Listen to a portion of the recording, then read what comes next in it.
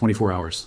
That is all that stood, at the moment this was recorded, between Canada and a fresh wave of American tariffs that could hit nearly $20 billion of goods leaving Canadian docks, mills, and dairy barns bound for the United States. Cement, hockey sticks, wine, plywood, electronics, dairy products. A list that reads almost mundane until you realize it represents thousands of jobs in towns most Americans could never place on a map. At 1 minute past midnight on August 19th, 2026, unless something changes in Washington, a 50% tariff lands on all of it. And in Ottawa, Prime Minister Mark Carney has spent weeks repeating a single line to reporters, to premiers, to his own cabinet, like a mantra: Canada will not accept a bad deal. This is the story of how a trade relationship between two of the closest allies on Earth, two countries that share the longest undefended border in the world and, until recently, one of the deepest integrated manufacturing bases anywhere on the planet, ended up on the edge of a cliff again for what feels like the fourth or fifth time in under 2 years.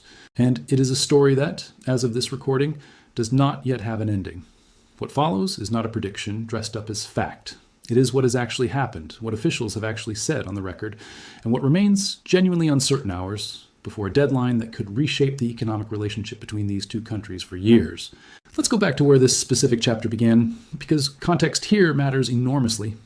On July 20th, 2026, President Donald Trump signed an executive action invoking Section 338 of the Tariff Act of 1930, an obscure, rarely used piece of American trade law that allows a president to impose duties on a country he determines is discriminating against you. S. Commerce. According to a press release from the office of the U.S. Trade Representative, the resulting tariffs would strike close to $20 billion in annual Canadian imports. Unlike the sectoral tariffs already in place on steel, aluminum, autos, and lumber, which were imposed under Section 232 of the Trade Expansion Act on national security grounds, this new round would use a completely different legal lever, one that had not been invoked by an American president in decades.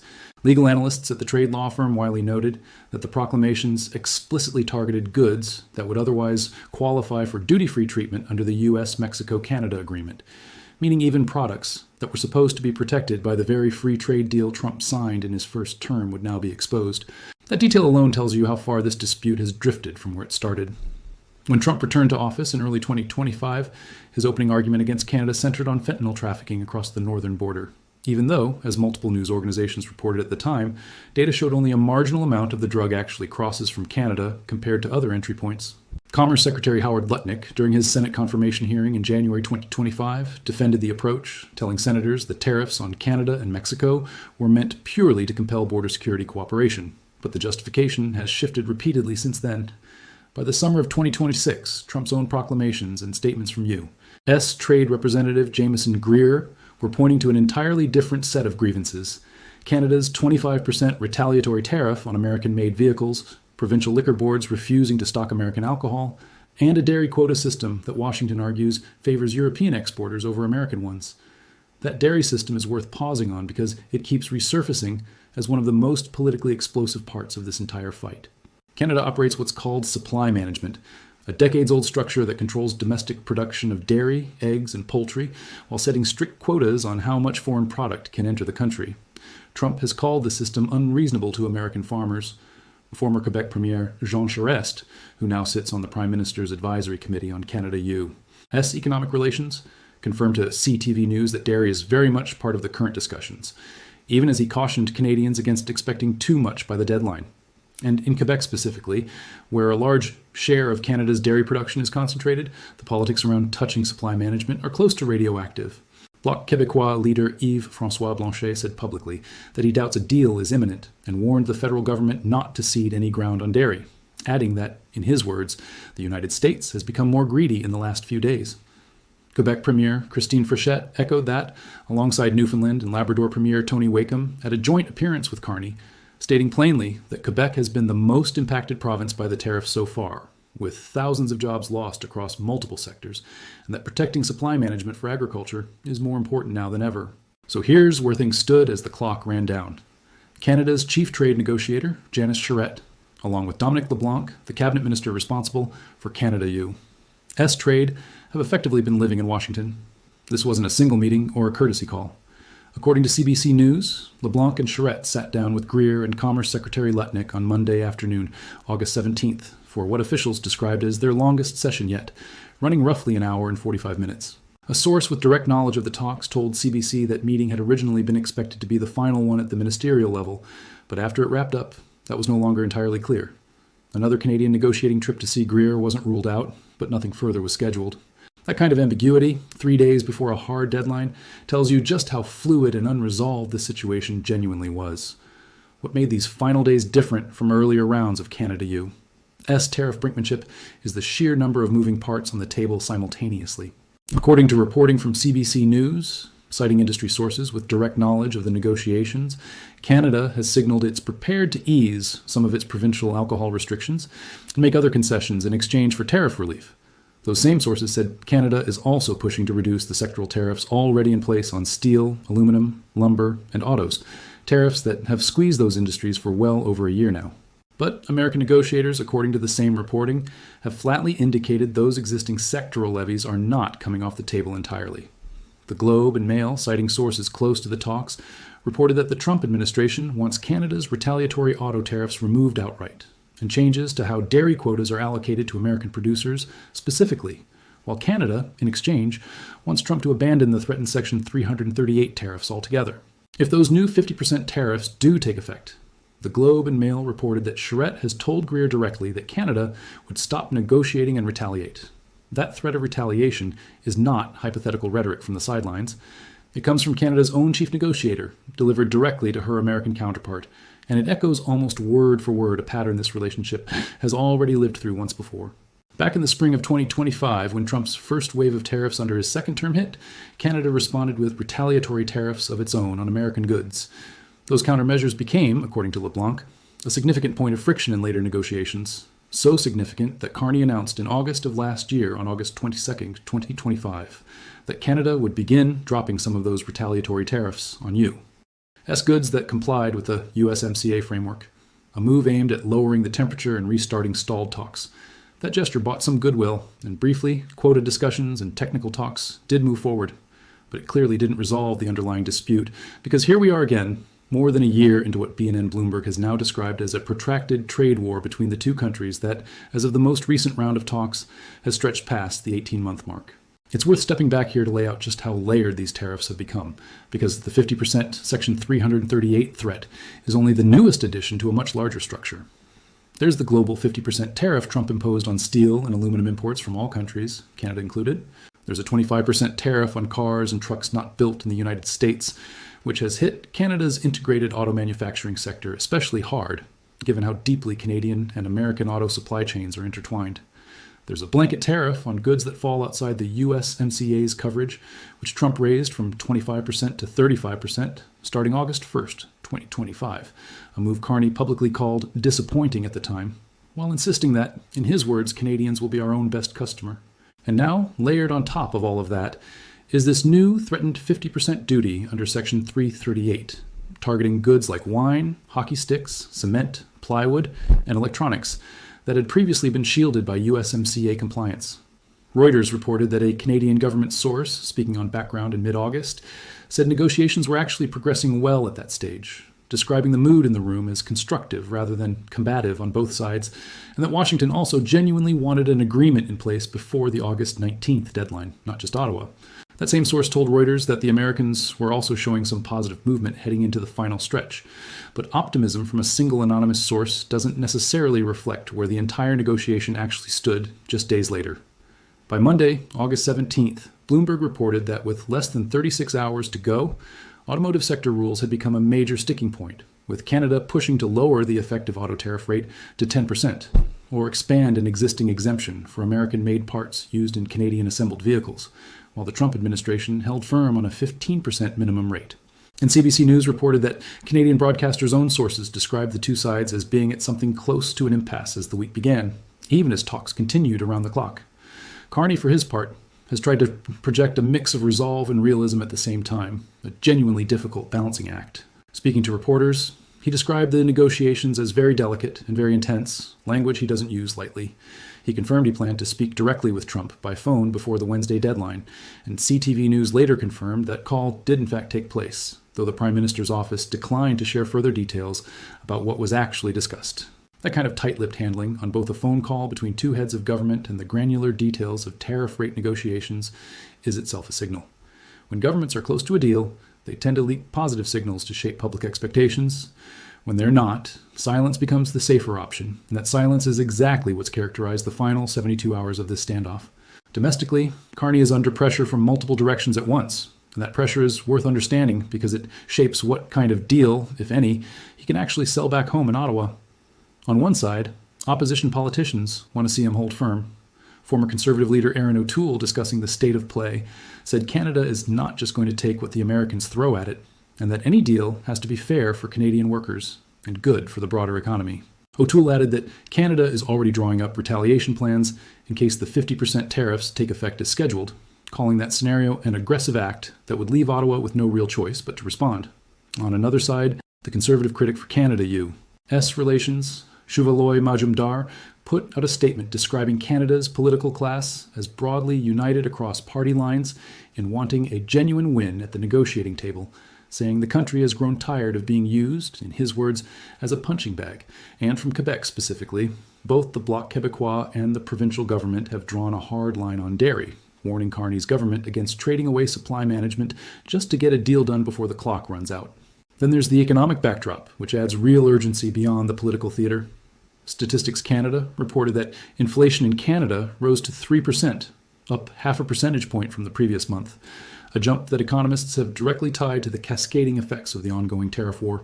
KPMG's chief economist, Diane Swank, put it bluntly in a note last week, writing that tariffs were once considered a one-off shock but are now hitting the economy sequentially, wave after wave. NBC News reported that if the new $50 billion plus wave of duties goes into effect, it threatens to push inflation higher on both sides of the border simultaneously, since tariffs function as a tax that ultimately gets passed along the supply chain to consumers in both countries, not just the one being targeted. For a government in Ottawa already managing a slowing economy, with Deloitte projecting Canadian growth slowing to around 1.5% in 2026, another inflationary shock is not a minor inconvenience. It's a genuine political liability heading into whatever comes next on the electoral calendar. It's also worth understanding the broader relationship these tariff talks are unfolding inside of, because trade has not been the only source of friction between Washington and Ottawa over the past year. Trump has repeatedly and publicly floated the idea that Canada should become, in his words, the 51st state, a suggestion Canadian officials and independent analysts alike have dismissed as being without any real merit or legal pathway, but one that Trump has returned to again and again, including during moments of trade tension, in ways that Canadian officials have found genuinely corrosive to trust. Separately, when Canada moved to recognize Palestinian statehood, Trump reacted on his social media platform by writing that the decision would make it, in his words, very hard for us to make a trade deal with them, explicitly tying an unrelated foreign policy decision to the ongoing economic negotiation. That kind of linkage, folding geopolitical grievances into trade leverage, has become something of a signature of how this administration approaches Canada specifically, compared to the more narrowly economic disputes it has had with other trading partners. Meanwhile, on the ground in Washington, Jamieson Greer has not exactly softened his public tone as the deadline approached. Speaking to reporters in Des Moines, Iowa, Greer was asked directly whether there are specific areas where the U.S. and Canada simply cannot find agreement. He responded that there are, in his words, a lot of issues with Canada, and specifically called out the provincial alcohol bans and Canada's retaliatory tariffs as sticking points. Greer also made a point of warning that if Canada does retaliate against any new American tariffs, Washington is not going to tolerate that, framing the current situation as something other than a trade war for now, but leaving little doubt about how the U.S. would respond if Ottawa followed through on its stated retaliation plans. That's a notably different tone from the earlier Reuters report, suggesting both sides genuinely wanted a deal before the deadline, and it illustrates just how much the public messaging from officials on both sides has swung back and forth, sometimes within the same week, as the negotiations have intensified. So where does that leave things? Right at the moment this is being recorded. There is no confirmed deal. There's no confirmed collapse either. What exists is a genuinely live, unresolved negotiation, hours from a deadline that both governments say they'd prefer to avoid triggering, but neither has been willing to fully cave to get there. The Globe and Mail, in its own rundown of what to expect, noted that even if a deal is reached by Wednesday, it would likely only represent a first phase of a broader agreement, not a full resolution of every outstanding sectoral tariff already in place on steel, aluminum, lumber, and autos. In other words, even the most optimistic realistic outcome available in these final hours doesn't fully end this trade war. It just prevents it from getting immediately worse. And if no deal materializes, the mechanics of what happens next are already fairly well understood because Canadian officials have stated them plainly and repeatedly. The Section 338 tariffs take effect automatically just after midnight. Charette has already told her American counterpart that Canada will walk away from the table and retaliate if that happens. Erin O'Toole has confirmed Canada is drawing up specific retaliation plans in anticipation, and Ontario Premier Doug Ford, in comments captured by Global News, has warned that American food and alcohol products simply won't be coming onto Canadian shelves if a deal isn't reached. A direct threat to mirror the very provincial restrictions the Trump administration has been demanding Canada lift in the first place. That's the loop this relationship keeps finding itself trapped in. Tariffs prompt retaliation, retaliation prompts more tariffs, and every round of talks starts from a slightly more damaged baseline than the one before it. To really understand why Carney is willing to risk letting this deadline pass rather than sign something his government considers unbalanced, you have to look at what the existing sectoral tariffs have already done to Canadian industry over the past year and a half. This isn't abstract. The Bank of Canada, in its April 2026 Monetary Policy Report, laid out the numbers in stark terms. Canadian steel exports to the United States have fallen by roughly half since the tariffs took hold. Aluminum exports fell even further, dropping about 50% below 2024 levels by July of last year, before partially rebounding once American inventories of the metal were drawn down, and buyers had little choice but to come back to Canadian suppliers, even at the higher tariff-inflated price. Lumber exports were running about 20% below 2024 averages by February 2026. Altogether, the Bank of Canada noted that the industries facing these sectoral tariffs make up only about 1% of Canada's total output and employment nationally, but they account for roughly 15% of the country's total exports, which is exactly why the pain, while geographically concentrated, has been economically disproportionate. Catherine Cobden, President and CEO of the Canadian Steel Producers Association, described what a 50% tariff rate actually means for her industry in blunt terms to CBC News. At that rate, she said, the U.S. market is effectively closed, the door slammed shut, and Canadian producers simply cannot ship steel south at a competitive price anymore. Lana Payne, president of Unifor, Canada's largest private sector union, told Reuters the impact on the steel industry specifically would be, in her words, very quick. Unifor has pushed the federal government toward faster and harder retaliation, including floating the idea of restricting exports of critical minerals to the United States, and has separately warned that continued tariff pressure risks spilling over into layoffs in the auto and aerospace sectors as well, industries that depend on many of the same cross-border supply chains. On the ground, those warnings have already become real job losses rather than just projections. The United Steelworkers Union told Reuters that roughly 200 of its members had already been laid off as the tariffs took hold. And MPG Canada, a metal processing company, cut 140 jobs across facilities in Ontario and Quebec, citing the tariff threat directly as the reason. An internal government briefing note prepared for Canada's Minister of Industry acknowledged that concrete figures on total job losses across the steel sector weren't yet fully available, but described initial estimates as being in the high hundreds, with thousands more workers considered to be at immediate risk if conditions worsened. Ottawa hasn't been sitting still in the face of that damage.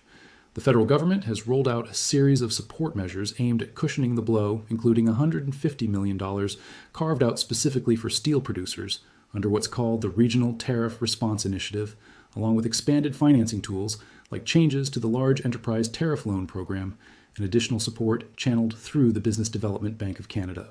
The government also maintained a temporary remission on some of Canada's own counter-tariffs on U.S. steel used in manufacturing, food packaging, and agricultural production, though officials confirmed that particular relief was set to expire at the end of January 2026, with continuing exceptions carved out for steel used in the auto parts, and aerospace sectors specifically, industries considered too economically sensitive to expose to further cost pressure.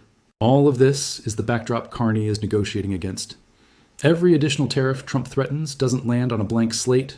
It lands on an economy that's already been absorbing steel exports cut in half, aluminum shipments cratering before a partial rebound, and a steady drip of layoffs in mill towns across Ontario, Quebec, and beyond. That history helps explain why this round of talks feels different in tone from earlier ones, and why Carney has been so publicly insistent that Canada would rather walk away than accept another one-sided arrangement. His government tried the conciliatory approach before, dropping retaliatory tariffs on USMCA-compliant American goods back in August 2025, specifically to try to build momentum toward a broader deal. That gesture didn't stop Trump from signing the Section 338 order less than a year later. From Ottawa's perspective, according to officials who've spoken to Canadian outlets, that pattern, goodwill followed by a fresh round of threats, is precisely why this time the emphasis has shifted from simply de-escalating to demanding the existing sectoral tariffs, the ones already gutting the steel and aluminum sectors, actually come down as part of any new agreement, rather than being treated as a permanent fixture that Canada just has to learn to live with. It's also worth putting Canada's position in some broader context, because Ottawa isn't the only capital that has had to navigate Trump's approach to trade this year. Mexico has run through its own parallel set of negotiations over tariffs tied to fentanyl enforcement and border security, often on a slightly different timeline, but with a similar underlying dynamic: periodic deadlines, temporary reprieves, and an American administration willing to use tariff threats as leverage across multiple unrelated policy areas at once. Trade analysts who track both negotiations have noted that Canada's situation carries an added layer of complexity precisely because of how integrated the two economies already are under the existing USMCA framework, the very agreement Trump signed during his first term, unlike a country negotiating its first major trade relationship with the EU. Does Canada and the United States already have decades of deeply interlinked manufacturing supply chains, particularly in autos where parts can cross the border multiple times before a finished vehicle rolls off an assembly line. That interdependence cuts both ways in these talks. It gives Canada real leverage, since disrupting that relationship also raises costs and risks for American manufacturers and consumers. But it also means the potential damage from an unresolved standoff is larger and more immediate on both sides of the border than in a less integrated relationship. Canadian business groups have been watching the final stretch of these negotiations closely, and their public statements have generally echoed the same theme running through this entire story. Uncertainty itself is a cost. Industry associations representing manufacturers and exporters have repeatedly told Canadian media that the unpredictability of the tariff regime, more than any single tariff rate, has made it difficult for companies to plan investment, hiring, or long-term contracts with American buyers. That's consistent with what HR industry researchers found when they examined labor market data across Canada's most exposed sectors. Even in areas where headline production or employment numbers hadn't collapsed outright, companies were already restructuring, adjusting compensation, and bracing for costs that researchers expected to show up more visibly in consumer prices through 2026. In other words, even before this specific 50% Section 338 threat entered the picture in July, the broader trade relationship had already been reshaping decisions inside Canadian boardrooms for the better part of 18 months. That's the wider lens worth keeping in mind as the clock ticks down in Ottawa and in Washington tonight. This isn't simply a story about whether one more deadline gets hit or missed. It's a story about whether two economies that have spent decades building an unusually deep, unusually interconnected trading relationship can find a stable footing again, or whether they're settling into a longer pattern of recurring brinkmanship, where every few months brings a new threatened tariff, a new scramble of ministerial meetings in Washington, and a new round of anxious headlines out of Ottawa about whether this is finally the time talks break down for good. Carney's government is betting that holding firm now, even at the risk of a 50% tariff actually landing at midnight, sends a stronger long-term signal than caving to secure short-term relief. Whether that bet pays off for Canadian steelworkers in Ontario, dairy farmers in Quebec, and auto workers in Windsor and Oshawa alike is something only the coming days and weeks will actually answer. And it's a question that will keep echoing out of Ottawa long after this particular midnight deadline has come and gone. Before wrapping up, it's worth being transparent about where the facts here come from and where genuine uncertainty remains, because that distinction matters enormously in a story that is still actively developing. The core details in this account, the July 20th executive action under Section 338, the August 19th deadline, the specific goods affected, the ministerial level meetings between LeBlanc, Charette, Greer, and Lutnick, and Carney's public statements are drawn from named, on-the-record reporting by CBC News, Bloomberg, Reuters, The Globe and Mail, NBC News, BNN Bloomberg, and Global News, along with a legal analysis published by the trade law firm Wiley based on the official U.S. Trade Representative's press release. The economic impact figures on steel, aluminum, and lumber exports come from the Bank of Canada's own April 2026 Monetary Policy Report, while job loss figures and industry reaction were reported by Reuters, CBC News, and a publicly available government briefing note prepared for Canada's Minister of Industry. Direct quotes attributed to specific officials, including Carney, Greer, O'Toole, Blanchet, Charest, Fréchette, Cobden, and Payne, come from on-record statements to those outlets. What remains genuinely unverified and was still unresolved at the moment of recording is the actual outcome of the negotiation itself. Whether a deal gets struck in the final hours, whether the 50% tariffs take effect as scheduled, and whether Canada follows through on retaliation, none of that had been confirmed as fact by any named source at the time this script was finalized, and it would be dishonest to present any of those outcomes as settled. Some of the specific concession details reported by CBC's anonymous industry sources, particularly around exactly how far Canada might go on alcohol restrictions or auto tariff rates, also remain sourced to unnamed individuals rather than confirmed on the record, and should be treated with appropriate caution rather than as settled fact. There's one more piece of this worth understanding, because it explains why ordinary Canadians outside the trade press have started paying closer attention to what's normally a fairly technical, ministerial level story. Auto manufacturing towns like Windsor, Ontario, sitting directly across the river from Detroit, have some of the most exposed supply chains in this entire dispute. A single part in a finished vehicle can cross the Canada-U S-border several times during production, meaning tariffs don't just apply once, they compound with every crossing. That's part of why Canada has pushed so hard specifically on the auto tariff rate in these final days of negotiation, rather than treating it as a secondary issue behind dairy or alcohol. A 15% floor versus the 10% Canada has been asking for translates into real cost differences for an industry that already operates on famously thin margins, and those costs tend to show up quickly in either layoffs or higher vehicle prices for consumers in both countries. What does seem clear, regardless of how the next 24 hours unfold, is that this moment has become something of a test case for how a mid-sized, deeply integrated trading partner responds when the ground rules of that relationship keep shifting unilaterally. Ottawa's strategy, publicly at least, has been to hold a firm line rhetorically, to keep making incremental concessions on the margins, alcohol, some dairy flexibility, quota adjustments, while refusing to fully capitulate on the structural issues Trump keeps returning to, particularly supply management and the broader sectoral tariffs. Whether that approach produces a workable agreement before midnight, or whether Canada ends up living through another retaliatory cycle, is genuinely still an open question as this goes to air. So here's the honest question worth sitting with. Is Carney's refusal to sign what his government considers a bad deal a principled defense of Canadian industries and Canadian sovereignty over its own trade policy? Or is it a political gamble that risks deepening an already costly trade war at a moment when inflation is already climbing on both sides of the border? Different people looking at the exact same set of facts are going to land in genuinely different places on that question, and that's worth thinking through for yourself rather than taking anyone's spin on it at face value. Let us know where you land, and we'll keep tracking this one as it develops out of Ottawa and Washington alike over the coming days. Thanks for watching.